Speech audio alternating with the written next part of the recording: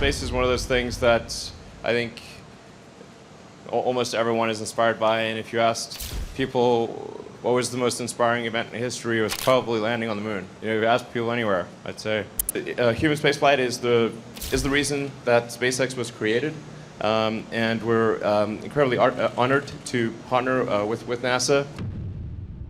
It happened during one of Elon Musk's unscripted public talks, the kind that often veers into unexpected territory, where ideas and revelations collide with speculation and bold vision.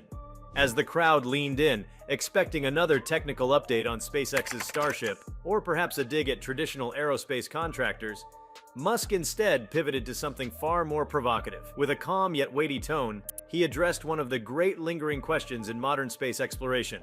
Why has NASA, after the triumphant Apollo missions of the late 1960s and early 70s, never returned to the moon? What followed was not just a passing comment, but a detailed, almost surgical breakdown of institutional inertia, political stagnation, and technological regression, painted vividly with Musk's characteristic blend of logic and audacity. Before we start, smash the like and subscribe buttons for more updates. He began by acknowledging the feat of the original Apollo missions, giving due credit to the engineers and astronauts of that era who operated in a climate of urgency and ambition driven by the Cold War. But then he noted a striking paradox: how a civilization capable of sending humans to the moon with 1960s technology, powered by slide rules and mainframes less powerful than modern smartphones, somehow lost the will, or perhaps the ability, to repeat that achievement in the decades since. According to Musk, the explanation lies not in any mysterious disappearance of knowledge, but rather in the bureaucratic and political structures that came to define space exploration in the post-Apollo era. Musk revealed that the architecture and operational mindset of NASA shifted dramatically after Apollo. Where Apollo had been propelled by a singular national directive, beating the Soviet Union to the moon, the missions that followed were encumbered by shifting political priorities, budget constraints, and an increasing tendency to avoid risk. The end of the Cold War removed the geopolitical pressure that once justified aggressive spending and bold experimentation. In its place came an emphasis on safe, incremental progress, often disconnected from the kind of exploratory zeal that put footprints on the lunar surface in the first place.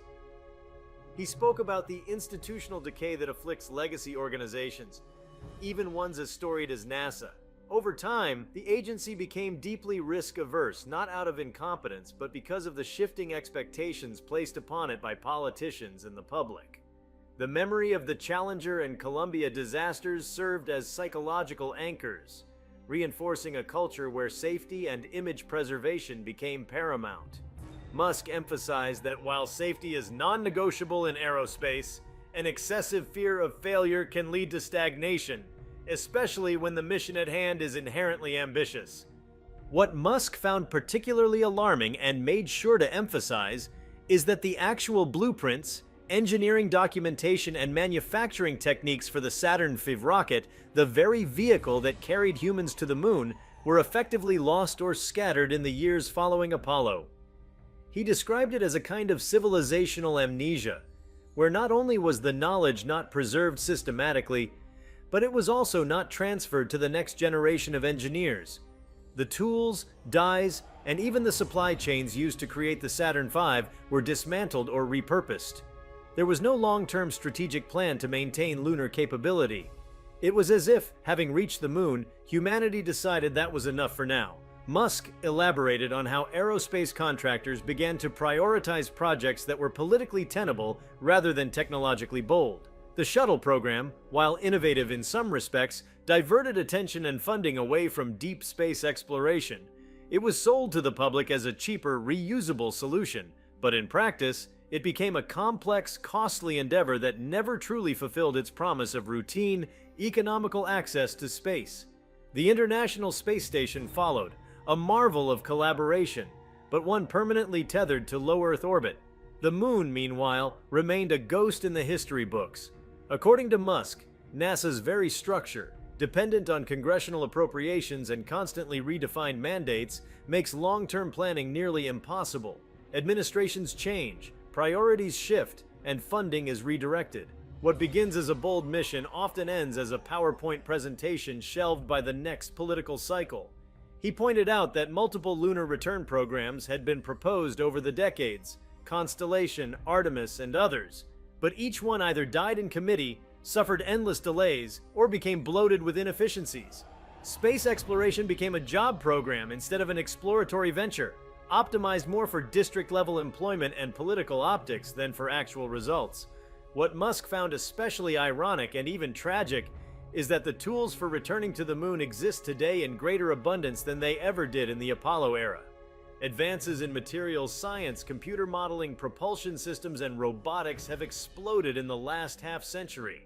Private space companies like SpaceX, Blue Origin, and others are leveraging these advancements to build capabilities that make the moon not just a destination, but a stepping stone.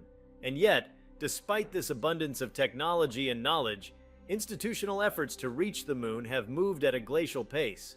He explained that what distinguishes SpaceX is not just engineering talent or capital, but a willingness to challenge the premise that space exploration must be slow, expensive, and bureaucratic. Musk believes that the moon should have been colonized by now, not in the science fiction sense of sprawling cities under domes, but at least through the presence of permanent research stations, regular flights, and industrial activity. He argued that the moon could have become a testing ground for everything from sustainable habitats to resource extraction. Instead, it remained an untouched sphere in the night sky, a symbol of past glory rather than a canvas for future progress. Musk didn't stop at assigning blame to institutions. He turned the lens on humanity's collective psychology. He proposed that perhaps there's a subconscious belief that the moon was a box already checked, a destination conquered, and thus no longer worth pursuing. This mindset, he warned, is dangerous. Exploration, he argued, is not about repeating past feats, but about building on them. The moon is not just a historical milestone, it is a strategic and scientific asset. Its proximity to Earth makes it an ideal staging point for missions to Mars and beyond. It offers a low-gravity environment ideal for fuel depots and manufacturing. Its surface can host telescopes that far exceed anything Earth-based observatories can achieve due to the absence of atmospheric distortion. His revelations also touched on the disconnect between public perception and technological reality. The average person, Musk claimed, assumes that because so much time has passed since the Apollo missions, a return to the moon would now be trivial. But the reality is far more complicated.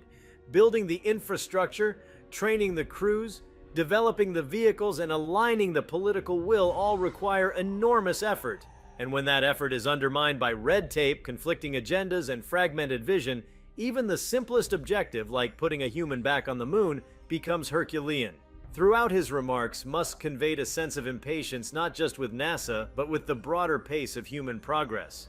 For someone who believes humanity must become a multi-planetary species to ensure its long-term survival, the failure to return to the moon is more than just a missed opportunity, it's a dereliction of our potential. He likened it to discovering flight and then choosing not to build airports. It defies logic, especially in an age where the need for a backup for civilization is more than theoretical. He pointed to the increasing volatility on Earth, climate change, geopolitical instability, resource scarcity, as further justification for pushing outward. The moon, he stressed, could play a critical role in this strategy. It could become a hub for solar power collection, scientific research, and even data storage. Its ice-rich polar regions could support life and fuel production. Yet, despite all these advantages, humanity chose to orbit in place, both literally and metaphorically. One of the more revealing parts of Musk's discussion came when he reflected on the cultural narrative around space. He noted that much of the excitement surrounding Apollo was generated not just by the technology, but by the myth-making, astronauts as heroes, engineers as pioneers, missions as global events. That myth faded with time, replaced by more terrestrial concerns. Space became mundane, even boring in the public imagination. Without that cultural momentum, political leaders lacked the incentive to fund audacious projects. Musk's mission, therefore, is not just to build rockets, but to reignite that cultural flame, to make space compelling again. As he continued, he emphasized the importance of independent actors in breaking the cycle. SpaceX's goal, he said, is not to replace NASA but to complement it, to prove that innovation and efficiency can coexist with safety and reliability. Musk believes that by demonstrating that lunar missions can be executed faster and cheaper than ever imagined, the entire paradigm of space exploration can shift. He wants to force a reckoning, not just with the technology gap, but with the imagination gap that has stalled humanity's outward push. He acknowledged that returning to the moon is not a silver bullet. It won't solve Earth's problems or magically usher in a utopian future. But it is a critical step, symbolic and practical, in humanity's evolution. It's a declaration that progress has not plateaued, that exploration is still a core part of our identity.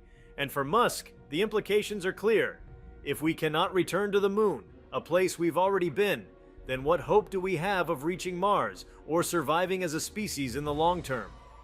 If you like this video, please give it a like and subscribe to our channel. Also, leave your comments below and tell us, what are your thoughts on NASA not returning? What do you expect Elon will reveal? We want to hear from you.